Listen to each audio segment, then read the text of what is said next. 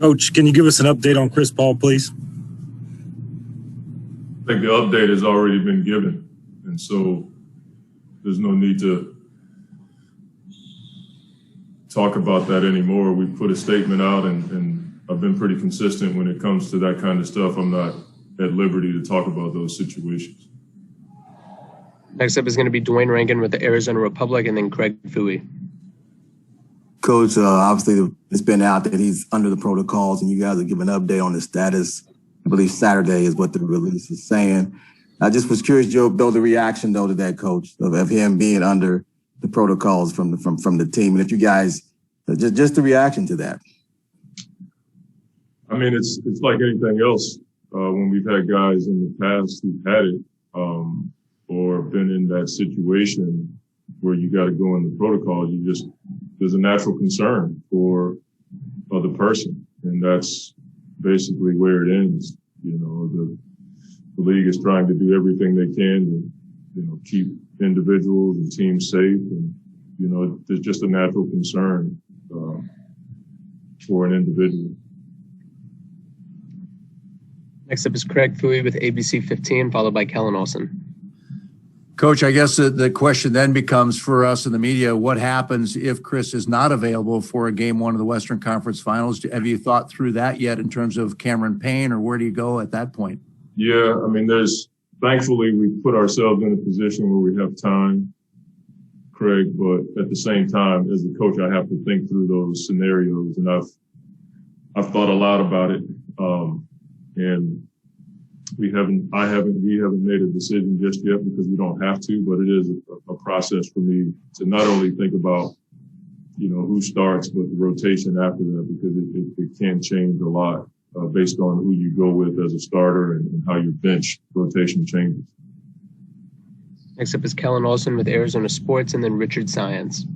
Hey, Monty, was the schedule around the facility affected at all by the status of Chris? And in terms of practice, did you guys practice today? Were you able to practice before? Do you plan to in the future? Just that kind of update. Nothing's been changed at all. We practiced yesterday. We practiced today. Had a really good practice today. Got up and down. Guys got a really good sweat. They're actually still out there on the floor. So nothing has changed for us. We're just trying to manage these days. I've talked to a number of coaches who've been in this situation just to get information on how they've handled, this much time off and that kind of thing. So we're trying to keep a game rhythm as best we can. Next up is Richard Science with Fox 10, followed by Mark McClone. Coach, I know you always, tell your team, what you guys want is on the other side of hard. I would imagine this is one of those moments. What do you tell the team after, an incident like this? And what do you tell Chris Paul in particular, who it always seems to be harder for when it comes to the playoffs, when you consider what he went through in the Western Conference Finals a couple of years ago, and even in the first round with his shoulder and so on? Well, I try not to overthink things. And I try to limit the amount of information that I crowd the players' minds with, because right now we're just in a situation where all we can do is practice and wait to see what happens. So there's a natural tendency to let your head spin a little bit, but I try not to do that, especially with our team. There's a goal in front of us, and we're focused on that, and we're hoping and praying that we'll be whole again before we play game one. All we can do is the next right thing, and that was what we did today. We had a really good practice. Next up is Mark McClune with Channel 3, Channel 5, and then Jovan Buha. Hey, Monty, are you able to confirm publicly if Chris is vaccinated? And is there any contact tracing issues beyond this that could affect the team in the coming days?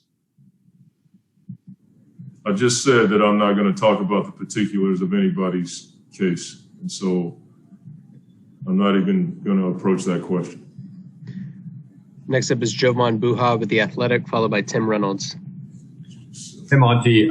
Chris was obviously hampered by the shoulder injury in round one, and you guys were able to advance. What did you learn about the group in, when you had to play without him, I guess, in kind of projecting out if he does miss a game or two or whatever, kind of how you'll fare? I think guys are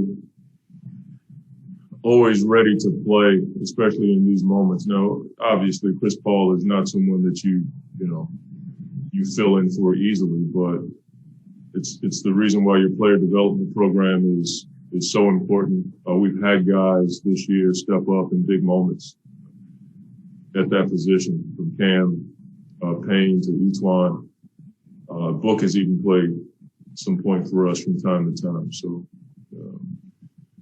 our guys are ready for the challenge, and everybody's dealing with it. If you look around the league, Philly's got a situation, the Clippers have a situation now, Utah's had one for a while. Like, everybody's dealing with it. So we don't feel like, we're the only ones dealing with a situation when it comes to health and trying to stay healthy. It's what you prepare for as a staff and as a team, and we feel like our guys are ready for whatever presents itself. Next is Tim Reynolds with the Associated Press, and then Sierra Santos. Monty, you guys were dealing with such an emotional high Sunday night. You sweep, everything looks great. Now this, you don't even know if you're going to play Sunday or Tuesday, depending on how deep the other series goes. How do you handle all the uncertainty, and how do you keep guys' emotions from kind of going on a roller coaster right now? Yeah, I mean, it's too much to try to handle all at one time, right? And so one of the things we've said, if you're nutty enough to listen to me around here, we're just going to do the next right thing. And that's focus on the next practice, next film session. I just left our gym. The spirit was unreal. Our guys understand that we've dealt with stuff this year. Other teams have dealt with it. It's just part of the NBA. And from an emotional standpoint, our guys turned the page, I think, right after we got home and the crowd was there. That was a pretty cool moment for the team. But the next day, we got together. It was business as usual, because the one thing that we said, we were never going to let anything change our culture. And we got back into the gym yesterday, and it was a really good gym. We got some work in, and everybody went home. So we've never. This is new for a lot of our guys being in this position, but as I said to you, if we're consistent with our culture and we come in and get our work done every day, I think that's something that we can hold on to, and it gives us a level of stability from day to day. Next is Sierra Santos with Fox 10, and then David Aldridge. You kind of touched on it earlier, Monty, but there's always that age-old question of the rest versus rust. Now, in hindsight, given the situation that Chris Paul is going through, how grateful are you that you were able to get that sweep in 4 games and that you do have this extended time? I mean, you want to win as soon as you can in the playoffs. I don't think there's ever a scenario where you want to lose a game. And so for us to be in this position is a blessing for sure. Chris's situation aside, like, we just want to win. And so now you're trying to navigate the rest versus playing, and we're going to do the best we can with that. We'll have a couple of days where we get up and down and bump a little bit, but that's all you can do. Like, you can't change the circumstances. We've worked to be in this position, and now we got to take advantage of it. Next up is David Aldridge with The Athletic, followed by Anthony Slater. Hey, Monty. I don't know that there's a way to quantify it given what's going on this year around the league, but how much have you had to pull back from any type of real pushing of the guys, whether it's, canceling practices, not having practice, not doing much in practices, just so that physically they can get to the next game? All year long, DA. I mean, from my perspective, this is the least amount I've ever practiced in my life. I mean, from day to day, we would come into the gym and we'd make a decision based on, the schedule or what I felt from the guys as far as soreness and how many minutes our starters played.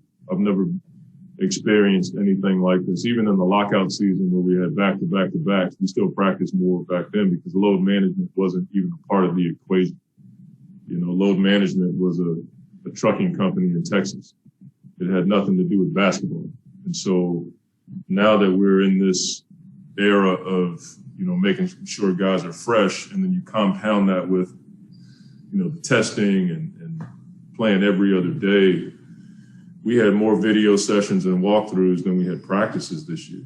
And it was what we felt could give our guys a chance to heal, recover, and be fresh for games. Next up is Anthony Slater with The Athletic, followed by Dwayne Rankin. I know you guys obviously have time for Chris to return to you guys before game one, but would it be fair to say you guys are operating pessimistically that he'll be there for game one and kind of have to prep under the assumption he won't be there for game one? I missed the first part of your question. Are you kind of are you guys pessimistic that Chris Paul will be there for game one, and do you have to just prep and knowing that? I'm not even going to go there until I have to. So there's no reason for me to be pessimistic at all. We just have to wait and see what's going to happen. And that's pretty much all I can say about that. Next up is Dwayne Rankin with the Arizona Republic, followed by Brendan Klein. Coach, knowing Chris and how much he is as far as detail and staying in contact with guys, how much dialogue do you feel like you will have with him even through this? Because that's just who he's been and that's who he is, staying in contact, constantly communicating over stuff and things that are going on. Talk to Chris every day, and that's pretty much how it's been all year long. We're talking about the game, things we can do better as a team, family, advice about stuff. He and I were both ticked off last night that Book wasn't on the All-NBA team. That's pretty much a joke. And I'm just beside myself that we didn't have anybody on the all-defensive team. Those are the things we've talked about the last day or so. And so to answer your question, Chris and I are always talking. It's not always basketball. He's a guy that I like to pick his brain. He's always picking mine. We see a situation in a game or, something's going on in our families. We just talk, but it's like that with most of our players who are crazy enough to talk to me when they leave the gym. Final two questions are going to be Brendan Klein with Locked On Suns and Nicole Jarina.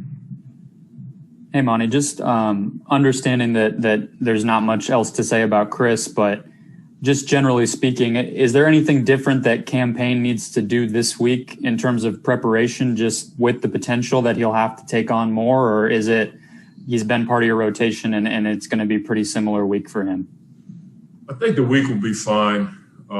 As I said, we don't know what's going to happen, but, Cam has played with the starters a lot this year. So it's not anything that he hasn't done or he's not used to. So that part won't change. Final question is going to be Nicole Jarina from Puerto Rico. Hi, Coach. Before in the past game, you talked about the players' mentality for the safe protocol, the attitude through the season, and also the next riding mentality. So how this will be the key to facing the challenge to not have Chris these days? Well, Nicole, it's a good question. We just don't know yet what's going to happen. And we've always had the mentality to not punt on third down around here.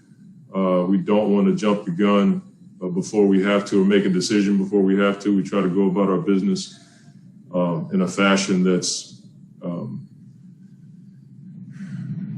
appropriate for the day. And so for me, I have to think ahead with a number of scenarios, but I don't want the players doing that. And so we try not to fill their minds with too much information. Naturally, you think about stuff, but there's no reason to jump the gun or make a decision until you have to. I am a man of prayer, and I believe in times like this, as it has been for the whole season, you have to have faith to get through the year the way that we've gotten through it. And, these are moments where you need a lot of faith. We're in the playoffs, and we got a chance to win and win big. And so my faith isn't going to waver now because we've had a few obstacles. We've had obstacles all season long, and we've gotten through a lot of stuff. And so you look forward to these challenges, you embrace them, and you move forward. Thank you for the time, Coach. Thank you.